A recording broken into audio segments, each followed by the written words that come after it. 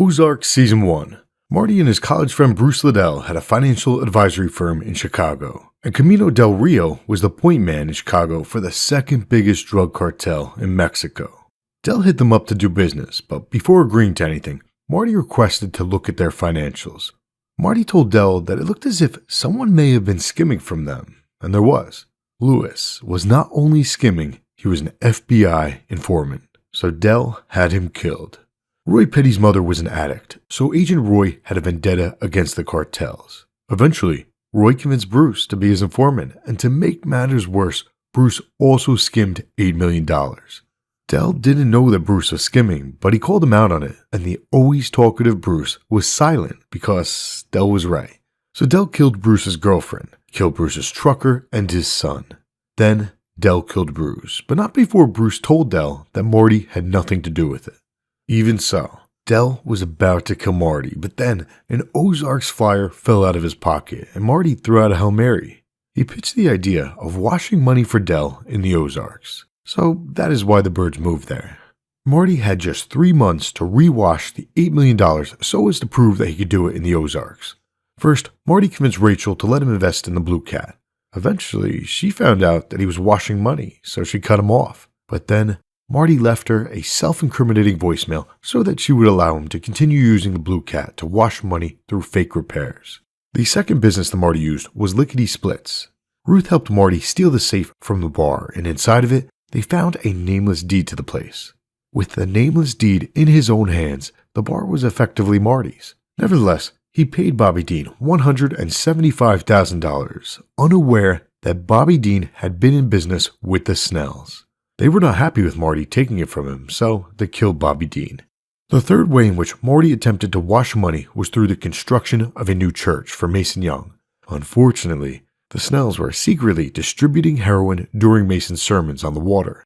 The Snells needed that to continue, so the Snells told Marty that no more construction could be done on the church, not a single nail. But Mason was determined, so he put up a cross. As a result, the Snells forced Marty to give them all of his money, around $700,000. Meanwhile, the Navarro cartel was breathing down Marty's neck, so time was running out, and Marty had to replace the $700,000. Earlier in the season, Wendy had begun helping Sam sell houses. Sam's mother did not like Wendy and threatened to take Sam off of her will, so Wendy knew that Eugenia Dermody had money, around $900,000. Marty convinced Eugenia to invest that money with him. For better and worse, Eugenia died, and Sam wanted to withdraw funds to pay for an expensive funeral.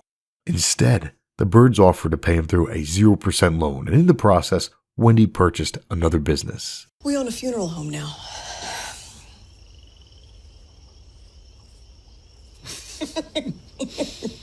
Marty was able to wash the entire $8 million for the cartel, but since he did it, the cartel gave him more money to wash, $50 million. Earlier in the season, Marty had told Mason the truth about the Snells, as well as the truth about the drug dealers in his parish. Eventually, that broke him. Mason told the Snells that, even though he was not going to rat them out, he was done indirectly helping them through his sermons. Bad move. The Snells cut Mason's baby out from his wife and got rid of her body. Due to the danger, Marty told Wendy to leave with the kids. Unfortunately, a cartel man named Garcia wouldn't let them leave. Wendy told Jonah to pull the trigger, and he did. But Buddy had already removed the bullets from the gun, but not without having a backup plan of his own. You need to shut your tamale hole. So Wendy and the kids left, and Buddy killed Garcia. Dell showed up and began to interrogate Marty through torture, but once again, Marty threw out a Hail Mary, and it worked. Marty brought Dell to the Snells and proposed 2 things. First, Dell would distribute the Snells opium. That would fix the Snells' distribution problem. Second, they would open up a casino to launder the money. Dell agreed to the deal, but on his way out, he casually referred to the Snells as rednecks, so Crazy Darlene shot him. You might have overreacted. Going into Season 2, there are a number of outstanding plot points.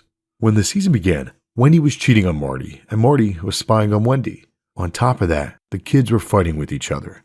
But over the course of the season, the Byrde family grew closer and stronger. So, When Marty's private investigator gave fake identities to Wendy and the kids, they decided to go back to Marty and the Ozarks, their new home. Although Rachel stole money from Marty, they formed a bond. Jonah and Tuck had become friends. Sort of. Charlotte befriended Wyatt and Marty took Ruth under his wing. At the beginning of the season, Ruth stole money from Marty, but then he hired her on as a dishwasher. Marty moved her over to Lickety Splits and he promoted her to manager. As a result, Ruth killed her own uncles so as to prevent them from killing Marty and pinning it on her. So Ruth became an extension of the Byrde family. But Ruth has not yet given up on her biological father, and Ruth's father is determined to rob and kill Marty Byrde.